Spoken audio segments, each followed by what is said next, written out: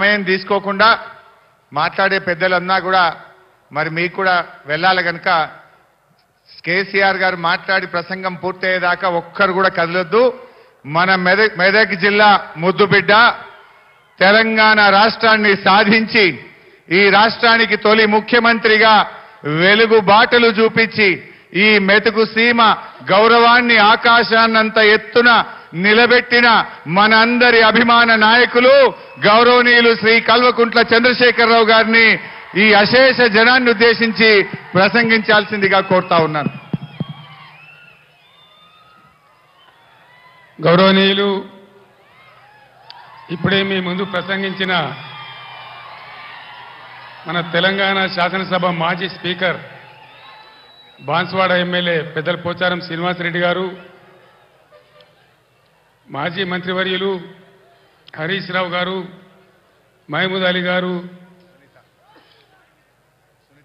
సునీత లక్ష్మారెడ్డి గారు, వేదికను అలంకరించిన గౌరవ పార్లమెంట్ సభ్యులు, శాసనసభ్యులు, శాసన మండలి సభ్యులు, మాజీ శాసనసభ్యులు, స్థానిక సంస్థల ప్రజాప్రతినిధులు, పార్టీ రాష్ట్ర నాయకులు, ఈరోజు ఈ సుల్తాన్పూర్ వద్ద జరుగుతున్న ఈ సభకు అశేషంగా తరలి వచ్చినటువంటి నా అన్నదమ్ములకు, అక్క చెల్లెలకు అందరికీ నమస్కారం.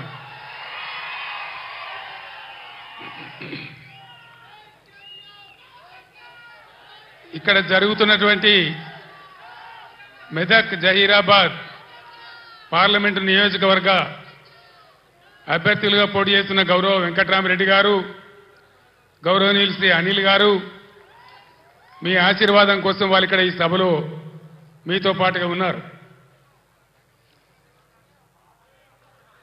నేను రాజకీయంగా ఎంతో ఎత్తు ఎదగడానికి తెలంగాణ రాష్ట్రం సాధించేటువంటి పోరాట పటిమ నాకు అందించి నన్ను పెంచింది ఈ మెతుకు సీమ. మీరిచ్చిన బలమే ఢిల్లీతోని కొట్లాడి ఆనాడు ఢిల్లీ మెడలు వంచి ఈ తెలంగాణ మనం తెచ్చుకున్నాం. మీ దీవెన లేకపోతే, మీ అండదండలు, మీ ఆశీర్వచనం లేకపోతే, ఈ మెతుకుగడ్డ నీళ్లు రక్తం నా శరీరంలో లేకపోతే నాకు ఈ స్థాయి వచ్చేదే కాదు. మొన్న జరిగినటువంటి అసెంబ్లీ ఎన్నికల్లో కూడా ఏ జిల్లాలో రానంత భారీ మెజారిటీ ఇచ్చి హరీష్ రావు గారు తదితరుల నాయకత్వంలో 7 ఎమ్మెల్యేలు కల్పించిన నా మెతుకుసీమ గడ్డకు 2 చేతులెత్తి నేను నమస్కారం చేస్తా ఉన్నాను. ఎన్ని జన్మలెత్తినా కూడా మీ రుణం నేను తీర్చుకోలేదని చెప్పి నేను మనవి చేస్తా ఉన్నాను. ఇవాళ కొంతమంది తెలివి ఉన్నవాడు, తెలివి లేనివాడు, అడంపొడుగు మాట్లాడేవాడు బీఆర్ఎస్కు పార్లమెంటు ఓట్లెందుకు, సీట్లెందుకు అని మాట్లాడుతూ ఉన్నారు. ఇప్పుడే కావాలి బీఆర్ఎస్కు పార్లమెంట్లో ఓట్లు, సీట్లు. ఎందుకు? ఆనాడు నన్ను మీరు ఆశీర్వదించకపోతే, నేను వెళ్ళి కరీంనగర్ ఎంపీ గెలవకపోతే, పార్లమెంట్లో నేను తెలంగాణ బిడ్డగా గర్జించకపోతే మనకు తెలంగాణ రాష్ట్రం ఎక్కడి నుంచి వచ్చేది? ఈరోజు కూడా తెలంగాణ ప్రజల ఆకాంక్షలు, ఆశలు, హక్కులు నెరవేరాలంటే ఖచ్చితంగా పీఆర్ఎస్ బిడ్డలు పార్లమెంట్లో ఉంటేనే మన హక్కులు, అధికారాలు నెరవేరితే నేను మీకు మనవి చేస్తా ఉన్నా. ఏం జరుగుతూ ఉంది మీరు చూస్తూ ఉన్నారు. ఇప్పుడే పెద్దలు పోచారం గారు చెప్పినారు, పాలిచ్చే భార్యను ఎత్తేసి దున్నపోతుని తెచ్చుకున్నామని. జరుగుతుంది రాజకీయాలలో. అప్పుడప్పుడు గమ్మత్తుగా గుడ్డి లక్ష్మి వచ్చినట్టు కొంతమంది లిల్లీ పుట్టుగాళ్ళకు కూడా అధికారం వస్తుంది. వాళ్ళని ఎందుకంటారు లిల్లీ పుట్టని? ప్రజల అధికారం ఎందుకు ఇస్తారు? మాకు సేవ చేయమని, రాష్ట్రాన్ని బాగు చేయమని, గత ప్రభుత్వం కంటే కొన్ని మంచి పనులు చేయమని అధికారం ఇస్తారు, కానీ అడ్డదిడ్డం పనులు చేయమని చెప్పరు. ఇలా ఏం జరుగుతూ ఉంది ఈ రాష్ట్రంలో? నిన్న స్వయంగా మీరు కళ్ళారా చూసినారు. ఈ భారతదేశంలో ఉన్న చట్టాల ప్రకారం, అంబేద్కర్ మహనీయుడు రాసినటువంటి రాజ్యాంగం ప్రకారం ఆర్టికల్ 3 ఆయన పెట్టినాడు కాబట్టి అంబేద్కర్ గారి పుణ్యమా అని మనకు తెలంగాణ రాష్ట్రం వచ్చింది. ఆ మహనీయుని గౌరవించుకోవాలని, గుండెల్లో పెట్టుకోవాలని 125 ఫీట్ల ఎత్తున ఉండేటువంటి ప్రపంచంలోనే ఎక్కడ లేనటువంటి భారతదేశంలో ఎక్కడ లేనటువంటి అంబేద్కర్ విగ్రహాన్ని మనం హైదరాబాద్లో కట్టుకున్నాం. పోయిన సంవత్సరం మీరందరూ కూడా చాలా మంది వచ్చినారు. బ్రహ్మాండంగా దాన్ని ఆవిష్కరణ చేసుకున్నాం. కానీ నిన్న అంబేద్కర్ జయంతి, ఆ విగ్రహం పెట్టిన తర్వాత జరిగిన తొలి జయంతి, ఈ లిల్లీ పుట్టకాల ప్రభుత్వం ఏం చేసింది? అక్కడికి గవర్నమెంట్ పోలే. ఆ మహనీయులంతా హిమాలయ పర్వతమంతా ఎత్తున్న విగ్రహానికి ఒక పువ్వు పెట్టలే, ఒక పూలమాల పెట్టలే, అంజలి ఘటించలే. అనేక రాష్ట్రాల నుంచి ప్రజలు వచ్చినారు చూడడానికి. వాళ్ళ కనీసం మంచినీళ్ళు ఏర్పాటు చేయలే, గేట్లు బంద్ చేసి తాళాలు వేసినారు. దీన్ని ఏమంటారు? అహంకారమా? కండకావరమా? ఏమనుకోవాలి దీనికి? అజ్ఞానమా? ఎవరు పెట్టిన విగ్రహమే కదా. మనం ఒక విగ్రహమే పెట్టుకోలే. ఆయన పెట్టిన ఆర్టికల్ 3తోనే తెలంగాణ వచ్చింది. కాబట్టి రాష్ట్ర సెక్రటేరియట్ కూడా, సచివాలయానికి కూడా అంబేద్కర్ మహనీయుని పేరే పెట్టుకున్నాం. విగ్రహం కాడికి పోలే. మరి ఆ సెక్రటేరియట్ ఎందుకు కూర్చుంటున్నారు? సిగ్గు లేకుండా కూర్చుంటున్నారా? అది కూడా అంబేద్కర్ పేరు మీదనే ఉన్నది కదా. యాదగిరి గుట్ట కూడా బీఆర్ఎస్ గవర్నమెంటే కట్టింది. మరి ఆడికి పోయి ఎందుకు మొక్కుతున్నారు? ఎమ్మెల్యేలు ఉండే క్వార్టర్లు కూడా బీఆర్ఎస్ గవర్నమెంటే కట్టింది. గెలిచిన కాంగ్రెస్ ఎమ్మెల్యేలు దానిలో ఎందుకుంటున్నారు? అంటే అన్ని తీసేస్తారా? మిషన్ కాకతీయ చెరువులు బంద్ చేస్తారా? ఏమేం బంద్ చేస్తారు? ఈ లిల్లీ పుట్టుకాలని నేను ఎందుకన్నా అంటే దీనికే అన్నా. ఒకనాడు ఇదే లిల్లీ పుట్టుకాల పార్టీ సింగూరు ప్రాజెక్టు మన నోరు కొట్టి, మన ఎండబెట్టి ఒక డ్రాప్, ఒక చుక్క నీళ్లు కూడా మనకి ఇయ్యలే. హైదరాబాద్కి ఇచ్చినారు. బాధపడ్డాం, ఏడ్చినాం. పొలాలు ఎండిపోయినాయి. అక్కడ నిజామాబాద్ వాళ్ళు ధర్నా, ఇక్కడ మెదక్ వాళ్ళు ధర్నా. ఇయ్యలే. తెలంగాణ వచ్చినాక కదా ఇదే హరీష్ రావు ఇరిగేషన్ మంత్రిగా ఉండి జటా కాలువలు తవ్వి నీళ్లు, సింగూరు కాలువలు తవ్వితే కదా అందులోకి నీళ్ళు వచ్చినాయి, పంటలు పండినాయి. ఎక్కడి నుంచి వాడుకున్నావు సింగూరు నీళ్లు? ఇచ్చినరా వీళ్ళు? వచ్చినాయా అన్నాడు నీళ్లు? ఇవాళ ఏం చేస్తారు ఈ లిల్లీ పుట్టుగాళ్ళు? సంగమేశ్వర, బసమేశ్వర 2 లిఫ్ట్లు పెట్టుకున్నాం బ్రహ్మాండమైనటువంటి. కాళేశ్వరం నీళ్లతోని సింగూరుకు లింక్ పెట్టుకున్నాం కాబట్టి అటు నిజాం సాగర్ కానీ, ఇటు మెదక్ జిల్లా కానీ మలన్న సాగర్తో కలుపుకున్నాం కాబట్టి బ్రహ్మాండంగా సంగమేశ్వర, బసమేశ్వర, నారాయణ ఖేడ్కు, జైరాబాద్కు నీళ్ళు వచ్చేటువంటి లిఫ్ట్లు పెట్టుకున్నాం. అక్కడ 1,00,000 ఎకరాలు, ఇక్కడ 1,00,000 ఎకరాలు. ఆందోళన నియోజకవర్గానికి కూడా 1,00,000 ఎకరాలు. ఎక్కడ పెట్టిన దాన్ని? ఎందుకు పడబెట్టినరు? ఎందుకు కోల్డ్ స్టోరేజ్లో పెట్టినరు? దయచేసి మీరు ఆలోచన చేయాలి. నేను మీ అందరినీ కోరుతా ఉన్నా, దళిత బిడ్డలను, దళిత మేధావులను నేను కోరుతా ఉన్నా. అంబేద్కర్ గారిని అవమానిస్తే మనం మౌనం పాటించుదామా? దళిత బంధు పెడితే నోరు మూసుకొని పడిందామా? ఇవాళ వాళ్ళకి సురుకు పెట్టాలి. ఇదే పార్లమెంట్ ఎన్నికల్లో బిడ్డ మీరు మోసం చేస్తే గుద్దిత కింద పడకూడదామనే జవాబు మీరు చెప్పాలని చెప్పి నేను మిమ్మల్ని కోరుతా ఉన్నా. తెలంగాణ ఉద్యోగ ఉపాధ్యాయ సోదరులకు కూడా నేను కోరుతా ఉన్నా. ఏం జరుగుతా ఉంది? 4 నెలల సమయంలో ఇప్పుడు 5వ నెలకు వచ్చింది గవర్నమెంట్ వచ్చి. మీకు మేము ఎంత గౌరవం ఇచ్చినాం? ఆగమాగం కావద్దు. ఎలక్షన్ వస్తే పిచ్చోళ్ళలాగా ఓట్లు వేయద్దు. నిలకడగా ఆలోచన చేయాలి. నిజాలేందో తెలుసుకోవాలి. అప్పుడే మనకు సరి అయిన న్యాయం జరుగుతుంది. ఈ ప్రభుత్వం మెడలు వంచి మొన్న వాళ్ళు చేసిన ఆగమాగం హామీలు ఏవైతున్నాయో అవి నెరవేర్చాలంటే పార్లమెంట్ ఎలక్షన్లలో సురుకు పెట్టి చూపెడితేనే అవి సాధ్యమైందని మీ అందరికీ తెలియజేస్తా ఉన్నా. ఇవన్నీ మీకు కనబడతలేవా? నేను చెప్పానా? ఉద్యోగులను ఎంత గౌరవించినాం, ఎంత జీతం ఇచ్చినాం, ఎంత పెద్ద పీఆర్సీలు ఇచ్చినాం, తెలంగాణ స్పెషల్ ఇంక్రిమెంట్ ఎట్లా ఇచ్చినాం, ఇవన్నీ మీరు మర్చిపోయి ఇలా ఆగమాగం అడివడే అవుతామంటే మీరే నష్టపోతారు తప్ప బీఆర్ఎస్ పార్టీ కాదు.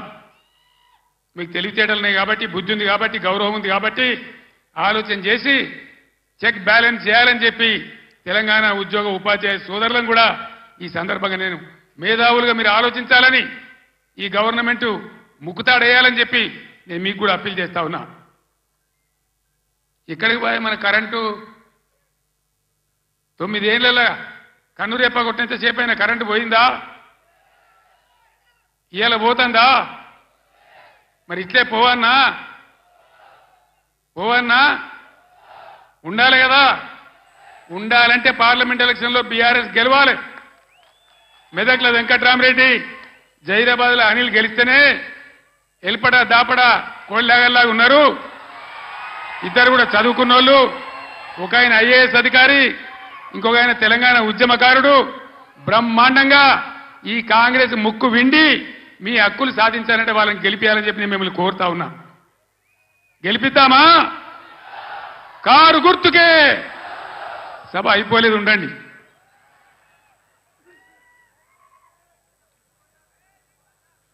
ఎన్ని మాటలు చెప్పానండి.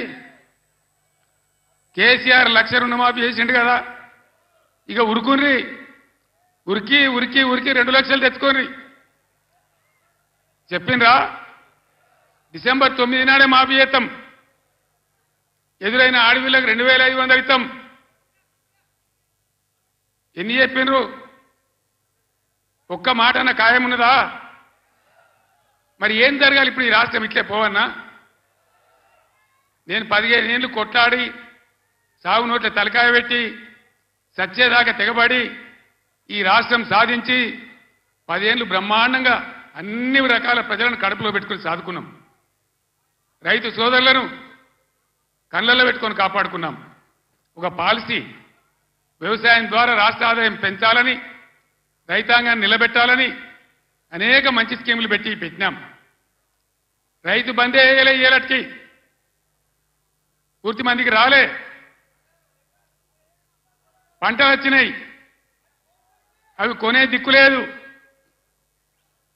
కనీసం మద్దతు ధర పోగా 500 బోనస్ ఇస్తామన్నారు. బోనస్ బోగసేనా? బోనస్ వసూలు చేయన్నా? ఈ ప్రభుత్వాన్ని మెడలు వంచానా? వంచాలంటే మేము కొట్టి వంచాం, మీ ఓటు ద్వారానే వంచాలి. సిద్దిపేట వాళ్ళు మంచి దారి చూపించారు. హరీష్ నాయకత్వంలో పోస్ట్ కార్డుల ఉద్యమం చేస్తా ఉన్నారు. ఇవాళ ఇక్కడ సంగారెడ్డి ఈ వేదిక నుంచి నేను యావత్తు తెలంగాణ రైతాంగానికి పిలిపిస్తా ఉన్నా. 2 లక్షల రుణమాఫీ వెంటనే చేయాలని, ఎండిపోయిన పంటలకు 25,000 నష్టపరిహారం ఇవ్వాలని, ఎకరానికి బోనస్ ఖచ్చితంగా ఇవ్వాలని, వడ్లు వెంటనే కొనుగోలు చేయాలని రాష్ట్ర వ్యాప్తంగా రైతాంగం దయచేసి రేపటి నుంచే పోస్ట్ కార్డు ఉద్యమం మొదలు పెట్టాలని కూడా సిద్దిపేటను మార్గదర్శకంగా తీసుకొని చేయాలని నేను కోరుతా ఉన్నా. ఇవన్నీ చేయాలని అడిగితే ఇప్పుడే పోచారం గారు అన్నాడు, ఒక మంత్రి ఏమో రైతు బంధు అడిగితే చెప్పుతోని కొట్టిండ్రు అంటాడు. ఇంకో ముఖ్యమంత్రిని ఇవన్నీ ఏమైనాయి, ఎందుకు ఏమని గట్టిగా నిలదీస్తే ఏం మాట్లాడతారు లిల్లీ పుట్టుగాళ్ళు? నీ గుడ్లు వీకి గోటీలు ఆడుకుంటాము, నీ పేగులు తీసి మెడలేసుకుంటాము, నిన్ను పండబెట్టి తొక్కుతాము, నీ ముడ్డి మీద షెడ్డి లేకుండా షెడ్డీలు గుద్దుకుంటాము. ఇదేనా 10 ఏళ్లలో నేను ముఖ్యమంత్రి ఉన్నప్పుడు ఒక్కసారి ఇటువంటి మాట విన్నారా? ఇంత అగౌరవంగా మాట్లాడినామా? ఇంత అన్యాయం మీ కళ్ళ ముందనే జరగాలన్నా? దయచేసి ఆలోచన చేయాలి. ఎలక్షన్ అంటే ఓట్లు అంటే ఏదో ఆగమాగం ఓట్లేసుడు కాదు. ఇలా సభలో ఉన్నారు, నేనే ఒక 100-150 లారీలు దాటుకుంటా వచ్చిన, అందులో ఫుల్గా మంది ఉన్నారు. చాలా దూరంలో పోలీసు వాళ్ళు ఆపుతా ఉన్నారు, పోలీసు వాళ్ళు బొమ్మలు వీకేస్తా ఉన్నారు. నేను పోలీసు మిత్రులకు మనవి చేస్తా ఉన్నా, మీ డ్యూటీ మీరు చేయండి. 10 ఏళ్ళు మేము కూడా గవర్నమెంట్ ఉన్నాం. అమాయకులను బెదిరియడం, కొట్టడం, బీఆర్ఎస్ ఫ్లెక్సీలు బికేయడం, ఇదా మీ పోలీస్ డ్యూటీ? ఇలా మేము కూడా లెక్క పెడతా ఉన్నాం. నేను పోలీసు పేరెత్తంగానే ప్రజలు ఎట్లా మాట్లాడుతున్నారో మీరు చూస్తున్నారు, ప్రజల గోల చూస్తున్నారు. ఇప్పటికైనా మీ అరాచకాలు బంద్ చేయండి, జాగ్రత్త. లేకపోతే మళ్ళా గ్యారంటీగా బీఆర్ఎస్ అధికారానికి వస్తుంది. అప్పుడు మీ గతి ఏమైందో ఆలోచన చేసుకోవాలి. 10 ఏళ్ళు మేమున్నామే, 10 ఏళ్ళు నేను ముఖ్యమంత్రిగా ఉన్నానే, ఒక్కరోజన్నా మేము ఈ దౌర్జన్యం చేసినామా? ఎవరినైనా వేధించినామా? మరి ఎందుకు మీడియాలో మితిమీరిన పనులు చేస్తా ఉన్నారు పోలీసులు? దయచేసి మానుకోండి పోలీస్ సోదరులారా, మేమన్నీ రికార్డు చేస్తా ఉన్నాం.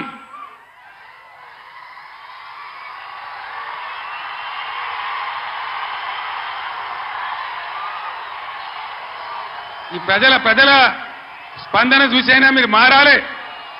డీజీపీ గారు మీరు మారాలని నేను చెప్తా ఉన్నా. లేకపోతే మీ మీదకి ప్రజలే తిరుగుబడే రోడ్ వస్తుంది, జాగ్రత్త అని నేను చెప్తా ఉన్నా. మా కార్యకర్త తెలంగాణ ఉద్యమకారుడు సల్వాజీ మాధవరావు అని కరీంనగర్ జిల్లా ధర్మారంలో పెద్దపల్లి జిల్లాలో ఆయన సోషల్ మీడియాలో ఒక పోస్ట్ పెట్టిండని చెప్పి ఆయన మీద అక్రమ కేసులు పెట్టి ఇలా జైలు తరలించినారు. ఆయన కరీంనగర్ జైల్లో ఉన్నాడు. ఇది మీకు న్యాయమా? డీజీపీకి ఏమైనా గౌరవం ఉంటే ఆ సల్వాజీ మాధవరావు మీద ఏదైతే జరిగిందో దాని మీద స్పెషల్ కమిటీ సీనియర్ ఐపీఎస్ ఆఫీసర్తో ఎంక్వైరీ చేయాలి. ఏ సబ్ ఇన్స్పెక్టర్ ఏ సర్కిల్ ఇన్స్పెక్టర్ దౌర్జన్యానికి పాల్పడ్డాడో వాళ్ళ మీద మీరు చర్యలు తీసుకోవాలి. లేకపోతే తస్మాత్ జాగ్రత్త, మేము న్యాయస్థానం తలుపులు దాడతామని మనవి చేస్తా ఉన్నా. మేము కూడా మస్తుగా చూసినాం. నేను కేంద్ర మంత్రిగా పనిచేసిన, రాష్ట్ర మంత్రిగా పనిచేసిన, ఇదే జిల్లాలో 20 ఏళ్ళు ఎమ్మెల్యేగా ఉన్నా, ముఖ్యమంత్రిగా పనిచేసిన, కానీ దౌర్జన్యాలు ఎన్నడూ మీతో మేము చేయించలే. అనవసరంగా మీరు రాజకీయ చేసే వాళ్ళు చేస్తారు, మీకు అవసరం లేదు. ఆయాల ఎక్కడ చూసినా వరి కోతలు ఉండే, ఇవాళ కరెంటు కోతలు, క్రాప్ హాలిడేలు. దయచేసి ప్లీజ్ 10 నిమిషాలు, నేను ఎక్కువ మాట్లాడను, 15 నిమిషాలు నినాదాలు తర్వాత చెప్తాను తమ్ముడు. ఇదేంద్రా అంటే ఆ రోజు ఇవాళ ముఖ్యమంత్రి చెప్పిండు 2 లక్షల రుణమాఫీ డిసెంబర్ 9 తారీఖు. ఏడవాయ డిసెంబర్ 9 తారీఖు ఎవడో కూడా అన్నాడట, కూర్చుంటే లేవో శాత కాదు కానీ తాటి చెట్టు అంత ఎగురుతా అన్నాడట. డిసెంబర్ 9 పోయింది, అన్ని పోయినాయి. మళ్ళా ఆగస్టు 15కి చేస్తామంటారు. మొన్న ఇంకో ఎమ్మెల్యే రేవూరి ప్రకాష్ రెడ్డి అని ఏడాది తర్వాత చేస్తామంటారు.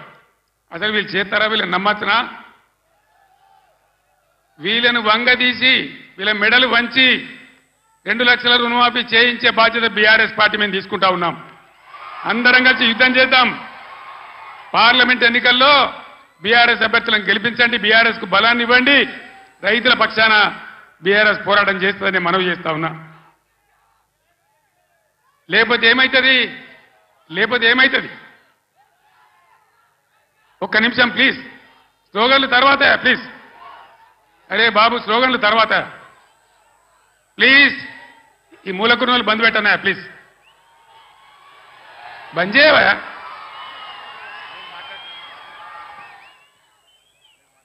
ఏం జరుగుతుందో చెప్పండి. ఒకసారి ఆలోచన చేయాలి ప్రజలు. ఓట్లు ఆగమాగం వేయద్దు, ఎవడో ఏదో చెప్తాడు. ఇదివరకే మొన్న దెబ్బతిన్నాం, మొన్న ఎలక్షన్లో దెబ్బతిన్నాం, కింది మీద అయిపోయినాం. ఎంత ధీమాగా ఉండ్రి రైతులు, ఎంత మంచిగా ఉండ్రి, ఎంత బ్రహ్మాండంగా ఉండే, ఎంత మంచిగా రైతు బంధు మీ బ్యాంకులో పడుతుండే, కరెంట్ ఎంత మంచిగా వచ్చేది, చెల్లుకుంటలు ఎట్లా నిండి ఉండే, ఏ విధంగా నీళ్ళు వస్తుండే, మీ డబ్బులు ఎట్లా కొన్నాము. ఇలా తప్పుడు వానలు పడే పరిస్థితులున్నాయి. అక్కడక్కడ తెచ్చిన వాళ్ళే వడ్లు తడిచిపోతున్నాయి, కాంటాలు పెట్టలేరు, కొనుగోలు జరుగుతలేదు. దాని మీద గవర్నమెంట్కు నియంత్రణ లేదు. అందువల్ల దయచేసి మేము కడుపులో పెట్టుకొని కాపాడిన రైతులు ఇలా ఆగమాగం అవుతా ఉన్నారు. రైతు బంధు రాకపోతే అప్పుల పాలైండు, లక్షల కొద్ది మోటార్లు కాలినాయి, ట్రాన్స్ఫార్మర్లు కాలినాయి. 3 ఎకరాలు వేసిన 1 ఎకరమే పండింది. ఆ ఎకరం పండిన దాన్ని కూడా కొనే దిక్కు లేదు. డబ్బులు ఇస్తారో ఇరో తెలుస్తలేదు, మద్దతు ధర వత్తలేదు, బోనస్ వత్తలేదు. బోనస్ బోగస్ కానియద్దు, అందరం కలిసి కొట్లాడాలి. నేను ముఖ్యమంత్రికి రాష్ట్ర ప్రభుత్వానికి హెచ్చరిక చేస్తా ఉన్నా. బోనస్ పేరు మీద మీరు తప్పించుకోలేరు. దానికి ఎలక్షన్ కమిషన్ అడ్డం రాదు. మేము కూడా మీద కంప్లైంట్ ఇయ్యము. ఏ రైతుకు ఎంత బాకీ ఉంటారో అంత బోనస్ చిట్టీలు కూడా ఇలా రాసి ఇవ్వండి. ఎలక్షన్లలో బాండ్ రాసి ఇచ్చారు కదా, అదే పద్ధతిలో ఇలా వాళ్ళకి బాండ్ ఇచ్చినట్టుగా ఇవ్వండి. మీకు అంత కాదంటే ఎలక్షన్ తెల్లారి ఇవ్వండి. కానీ బోనస్ ఎగబెడతామంటే మాత్రం ఇబ్బంది అయ్యే పరిస్థితి ఉంటుందని మనవి చేస్తా ఉన్నా. మిషన్ భగీరథ 6 సంవత్సరాలు ఏ ఇంట్లో ఆ ఇంట్లోనే నల్లా వచ్చి నీళ్లు దుంకితే ఎంత బ్రహ్మాండంగా మనం పండగ చేసుకున్నాం. ఒక ఆడబిడ్డ కనవల్లే, లోడు మీద బిందెలు కనవల్లే, నీళ్ళ ట్యాంకర్లు కనవల్లే. ఇవాళ ఏం గతి చేస్తా ఉన్నారు? మళ్ళీ నీళ్ళ ట్యాంకర్లు ఎందుకు వస్తున్నాయి? ఆ లంబాడి తండ బాయి పేరుందో నాకు తెలియదు. ఆ బాయి చిమ్నీ బాయ్ అని మా ఇంటికే నీళ్ళు వస్తున్నాయని నేను పోయిన ఎలక్షన్లో లంబాడి తండకు పోయి చెప్పింది. మరి ఇవాళ మళ్ళీ ట్యాంకర్లు ఎందుకు వస్తున్నాయి? మంచినీళ్ళకి ఎందుకు బాధ పెడుతున్నారు? అంటే శాతగాని ప్రభుత్వం ఉంది, అసమర్థులున్నారు, ఉన్న వసతులు కూడా వాడుకోవత్తలేదు. 9 ఏళ్ళు నడిచిన కరెంటు ఇయ్యత్తలేదు, 6 ఏళ్ళు నడిచిన నల్లా నీళ్ళు ఇయ్యత్తలేదు, రైతులను కాపాడే పరిస్థితి లేదు, రైతు బంధించే పరిస్థితి లేదు. ఈ విధంగా మళ్ళా మొదటికి తెస్తా ఉన్నారు. ఎన్ని మాటలు మాట్లాడిను? కళ్యాణ లక్ష్మి ₹1,00,000 కాదు, తులం బంగారం ఇస్తాం. ఇచ్చిన రాయనన్న ఒకింటికన్నా వచ్చిందా తులం బంగారం? మరి ఇట్లే కూర్చుందామా? నేను ఎక్కువ గంటల పట్టలు ఉపన్యాసం చెప్పా, 10 నిమిషాల్లో ముగించుదాం. ఏం జరుగుతుందో ఒకసారి ఆలోచన చేయండి. ఇన్ని వాగ్దానాలు చేసి ఇన్ని మాటలు చెప్పి మీ ఓట్లు తీసుకొని అధికారంలోకి వచ్చి ఇవాళ అన్నీ ఎగబెట్టి మళ్ళా ఎలక్షన్లో వచ్చి ఓట్లు అడుగుతారు. ఎట్లా వేస్తారు ఓట్లు? నాకు అర్థం కాదు. వేస్తే ఏమవుతుంది? ఏం జరుగుతుంది వేస్తే? మేము ఎన్ని చెప్పి ఎన్ని అబద్ధాలు చెప్పినా మళ్ళీ మాకే గుద్దిండ్రని ఆయనతో ఏం లేకుంటే ఎగబెడతారు. ఇలా ఉల్టా గుద్ది బీఆర్ఎస్ని గెలిపిస్తేనే బీఆర్ఎస్ మొత్తం ప్రభుత్వం మెడలు పంచుతుంది, మీకు న్యాయం జరుగుతుంది తప్ప వేరే విధంగా జరగదని చెప్పి నేను తెలియజేస్తా ఉన్నా. అందుకోసం ఒకటే మాట మీరు ఆలోచన చేయాలి. ఇవాళ అనేకమైనటువంటి ఇబ్బందుల్ని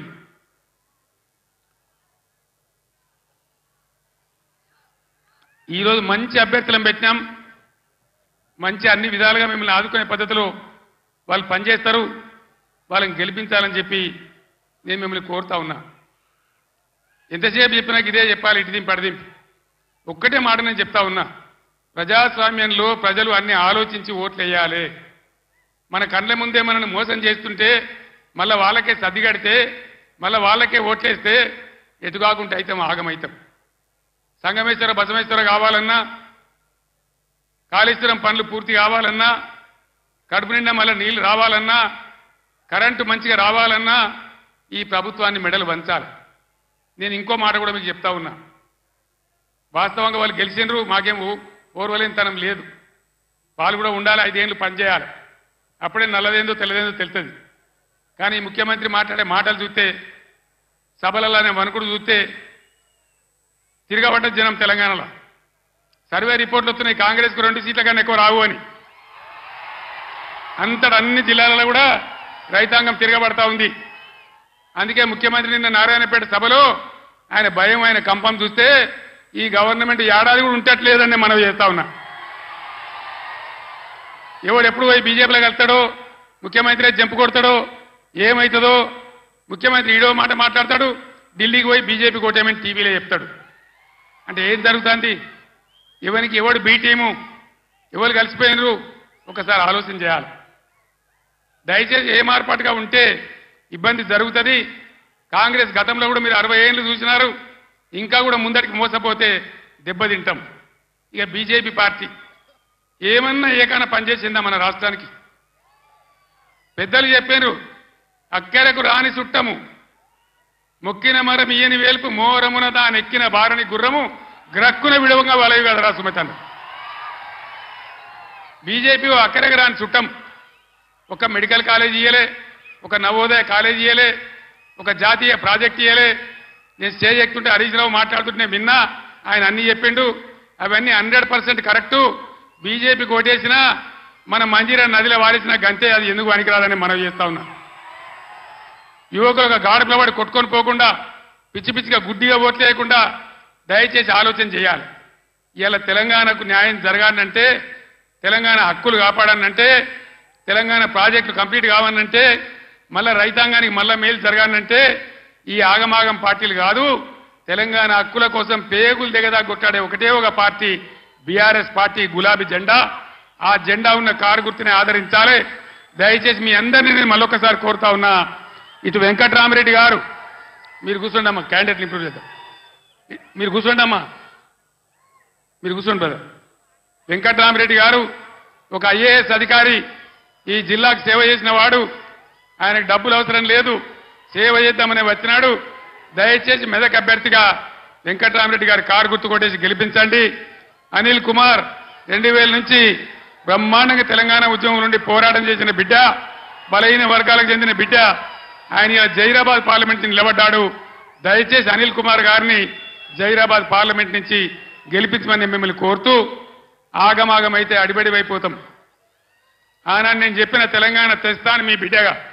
నేను మళ్ళా చెప్తా ఉన్నా, మీ ఆశీర్వచనంతో గ్యారంటీగా ఈ రాష్ట్రంలో మళ్ళా బీఆర్ఎస్ గవర్నమెంట్ తెస్తా, మా రైతాంగాన్ని అంతా, అన్ని వర్గాల ప్రజలనంతా కాపాడతా, మా దళిత బిడ్డలకు మళ్ళా దళిత బంధు కూడా ఇచ్చి తీరుతా, మీ ఆశీర్వచనంతో ముందుకు సాగుతానికి మనవి చేస్తూ, ఇంత పెద్ద సంఖ్యలో ఏ సిటీ పక్కకు లేకపోయినా, ఏ టౌన్ పక్కకు లేకపోయినా, ఇంత పెద్ద ఎత్తులో ఈ సభకు తరలి వచ్చినటువంటి మీ అందరికీ కూడా పేరు పేరున ప్రతి ఒక్కరికి ధన్యవాదాలు తెలియజేస్తూ నేను సెలవు తీసుకుంటా ఉన్నా. జై తెలంగాణ.